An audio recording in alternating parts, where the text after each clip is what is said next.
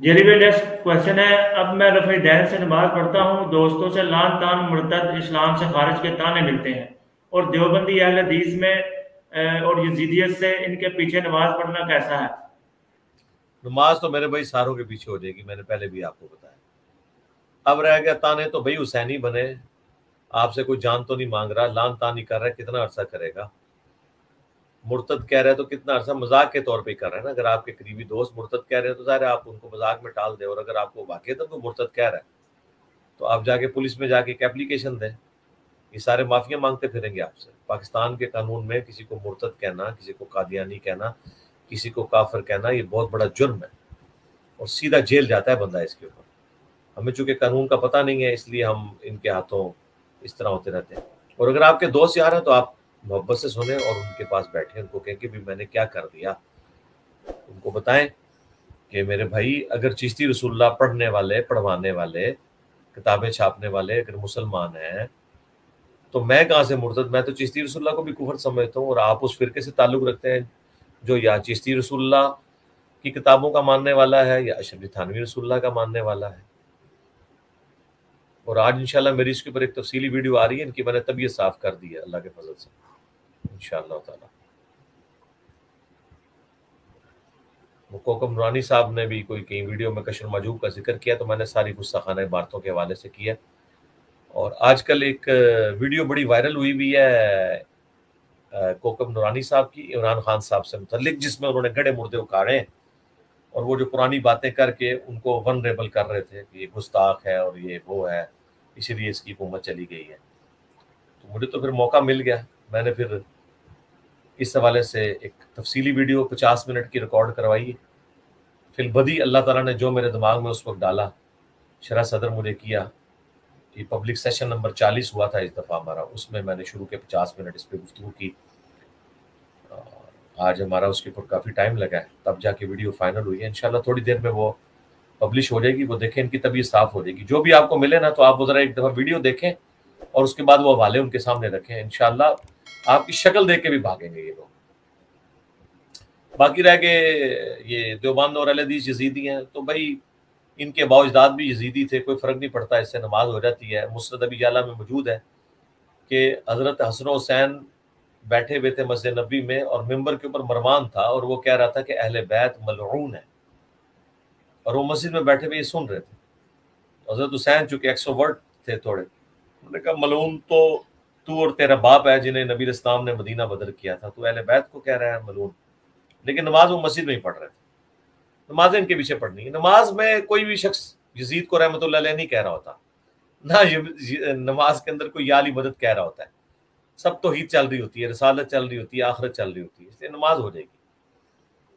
جی next.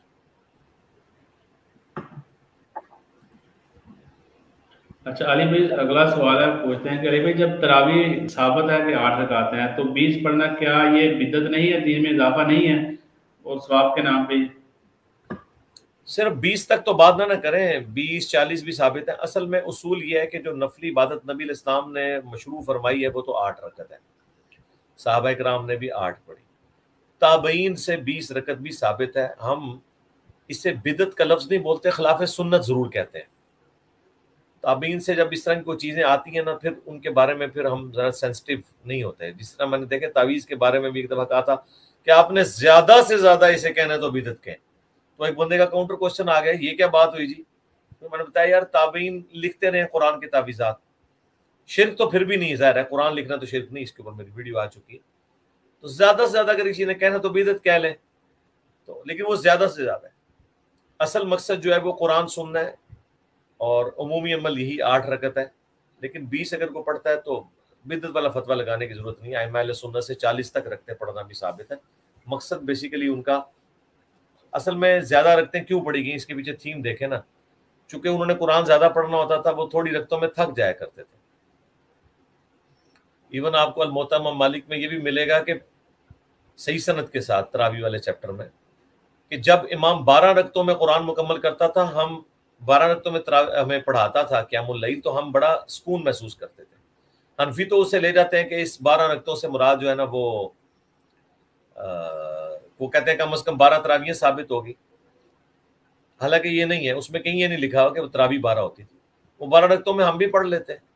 वो 12 रकतें इस तरह बनती हैं, 8 क़यामुल लैल की रखते और 2 इशा की पहले वाली जाहरी 10 और 2 वित्र की, क्योंकि नबी इस्लाम आपको पता है ना कि वित्र भी 2+1 करके पढ़ते थे।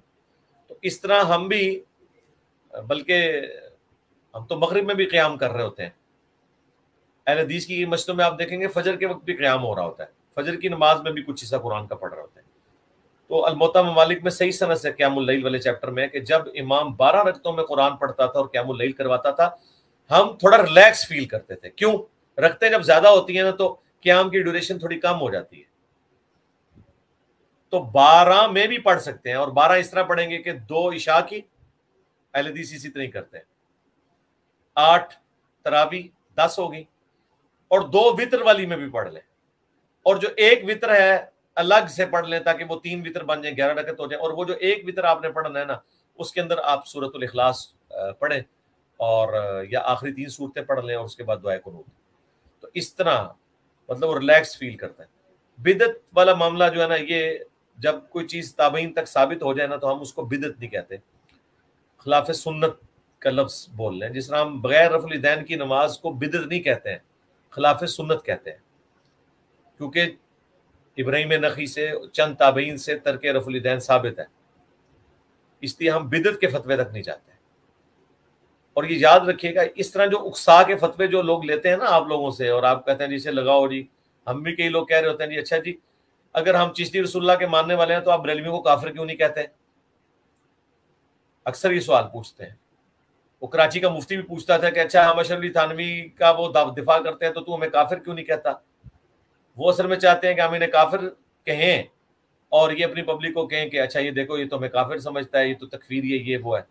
हमें नहीं पता तुम क्या गेम खेल रहे हो, और हम इस डर की वजह से नहीं है कि आपको कह रहे, वरना तो हम कादियानियों को तो काफिर कह रहे हैं, तो आपको कहने में क्या हर्ज है? उसकी वजह यह है कि हर देवबंदी, हर बरेलवी जब तक इंडिविजुअल आकर अपने नजरिए का इजहार नहीं कर लेता कि मैं चिश्ती रसूलुल्लाह को जायज समझता हूँ, मैं इसका दिफा करता हूँ, उस वक्त तक हम इस तरह फतवा नहीं लगा सकते। फतवे के लिए बड़ी यानी दिक्कत नजर की जरूरत है। इतना सेंसिटिव इशू है कि सही बुखारी में इमाम बुखारी ने एक बाब बांधा है कि अगर कोई शख्स तावील की गलती की वजह से किसी को काफिर या मुनाफिक कह दे तो उसमें कुफर नहीं लौटेगा। हालांकि बुखारी मुस्लिम में है कि जिसने किसी को मुसलमान को काफिर कह दिया तो वो काफिर हो जाएगा। इसी पे मैंने कहा था ना, मतलब अगर कोई हज़रत अबू बकर सिद्दीक को साबित समझते हुए, मुसलमान समझते हुए काफिर कहता है तो वो काफिर हो जाएगा। लेकिन अगर किसी शख्स को इस मामले में वहां अमलाक है, उसे रवायतों की नजर में वो समझता है कि मेरे नजदीक ये चीज नहीं है, खुदा ना खास्ता, तो हम उसके ऊपर कुफर का फतवा इसलिए नहीं लगाएंगे कि वो तावील की गलती का शिकार है। ये बड़ा सेंसिटिव इशू है। और उसमें इमाम बुखारी ने जब ये हदीस ये बाब बांधा है, उसके नीचे उन्होंने हदीस वो ली है जो बुखारी मुस्लिम दोनों में, इब्ने अबी बल्ता ने जो नबी इस्लाम की सीक्रेट लीक कर दी थी कि हम मक्के पे हमलावर होने वाले हैं और तुम लोग इसके बदले जो है ना मेरा जो वहाँ पे माल और बाकी जो रिश्तेदार हैं उनके साथ उसने सलूक करना। और अल्लाह ताला ने नबी इस्लाम को वही के ज़रिए बता दिया। मौला अली को नबी इस्लाम ने भेजा, वो रास्ते में एक औरत थी जिसके जूड़े में ख़त था, तलाशी ली गई, नहीं मिला, तो मौला अली ने कहा कि ना वो झूठा है जिसने मुझे भेजा और ना वो झूठा है जिसने उसको खबर दी, यानी अल्लाह और उसका रसूल अज़्ज़ा व जल्ला सल्लल्लाहु अलैहि वसल्लम। अगर तेरे कपड़े भी उतरवाने पड़े तो मैं उतरवाऊँगा। तो उसने अपने जूड़े से ख़त निकाल के दिया। वो ख़त जब नबी इस्लाम की खिदमत में पहुंचा तो आपको पता है कि क्या रिएक्शन होना था। हज़रत उमर ने कहा या रसूलल्लाह इजाज़त दे मैं इस मुनाफिक का गला काट दूँ। नबी इस्लाम फरमाया कि उमर छोड़ दो, असहाबे बदर की अल्लाह ताला ने अगली पिछली गलतियां माफ़ कर दी। और सूरह मुमतहिना में इतनी सख्त आयात इब्ने अबी बल्ता के बारे में नाजिल हुई, पहला रुकू पूरा उसी के बारे में है कि अहले ईमान हो के इन लोगों के साथ तुम लोगों ने दोस्तियां काटी हुई हैं, ये तुम लोग इस तरह का अपना ईमान लेके चल रहे हो, कतन इस चीज की इस्लाम में इजाजत नहीं है। अच्छा, अब हज़रत उमर ने तो उसे मुनाफिक काफिर कह दिया था, हुजूर ने कहा कि नहीं, इसने दुनिया की मोहब्बत से मगलूब होकर किया, निफाक की वजह से नहीं किया, यानी उसको बेनिफिट दिया इसका। लेकिन हज़रत उमर से तौबा नहीं करवाई। तौबा तो करवानी चाहिए थी उसूलन, जो आपने उसूल खड़े किए। मैं कभी कुफर लौट आया कि एक बदरी को तुमने मुनाफिक कहा, چونکہ توبہ نہیں کروائی اس لیے امام بخاری نے اس پہ باب باندھا ہے کہ اگر کوئی تعویل کی غلطی کی وجہ سے کسی کو کافر و منافق کہتا ہے تو اس پہ کفر نہیں لوٹتا. یہ بڑا سینسٹیو ایشو ہے تکفیر کا. یہ تو مذاق بنایا ہوا ہے نا. اہل حدیث ہر بندے کو مشرک اور کافر کہتے ہیں. جی بریلوی جو ہے مشرکین عرب سے بھی بدتر ہیں. اس طریقے سے بریلوی جو ہیں وہ اہل حدیث کو دیوبند کو سیدھا گستاخ رسول کہتے ہیں. ہم نے کبھی کسی کو اس طرح گستاخ رسول کیٹاگوریکلی نہیں کہا. ہمیشہ کتابوں اور بزرگوں کے کٹر فالوور جو ان چیزوں کا دفاع کرتے ہیں ان کو کہتے ہیں. عبارتوں کے اوپر بات کرتے ہیں اور پھر ساتھ کہتے ہیں کہ 1000 ٹن حسن زن رکھ لیتے ہیں کہ آپ کے بزرگوں نے یہ نہیں کہا ہوگا لیکن کتابوں میں تو لکھا ہے اور آپ چھاپ رہے ہیں, اس کی پرنٹنگ بند کریں. آج آپ دیکھیں میں نے لوگوں کی طبیعت صاف کی ہے انشاءاللہ تعالی. یہ آج کی ویڈیو جو اپلوڈ ہو جائے گی تھوڑی دیر میں انشاءاللہ تعالی ہمارے آفیشیل چینل سے, اس کا نام ہے مولانا کیوں عمران خان کو مروانا چاہتے ہو. مولانا کوکب نورانی صاحب نے اب دیکھا کہ عمران خان صاحب پرائم منسٹرشپ سے اترے ہیں, انہوں نے پرانے گڑے مردے اکھاڑنے شروع کر دیے کہ تو رسول اللہ کا گستاخ, تو ختم نبوت کا ڈاکو, تو نے صحابہ کی گستاخی کی, اور تو نے جو ہے وہ ہمارے فرقے کے لوگوں کے اوپر شیلنگ کی, اور تیرے اوپر یہ اللہ کا عذاب آیا ہے, تیری حکومت چلی گئی, اور یہ وہ. اور ایک اور ویڈیو ان کی آج کل وائرل ہوئی بھی تھی جس میں وہ علی بن عثمان حجویری المعروف داتا گنج بخش کا تعارف کروا رہے تھے, اور وہی کشف المجوب کا تعارف کروا رہے تھے کہ جی کسی کا پیر نہ ہو تو اس کتاب کو پڑھ لے. تو یہ دو چیزیں 2 ہفتے سے میرے رڈار کے اوپر آئی ہوئی تھی, کیونکہ میرے ساتھ کے لوگ مجھے بتا رہے تھے کہ فیس بک کے اوپر عمران خان صاحب پہ جو اس نے اس طرح کے فتوے لگا کے انہیں ونریبل کیا ہے, 1 ملین وہ ویڈیو کراس کر چکی ہے اس کی. وہ ہم نے شروع میں اٹیچ کی ہے. یہ کتنے خطرناک مولوی ہیں, بلکہ خطرے ناک ہیں یہ لوگ, یعنی لوگوں کی جانوں کے ساتھ کھیلتے ہیں. حالانکہ میں اس وقت ان ساری ویڈیوز کے اوپر اپنی ورڈک دے چکا ہوں.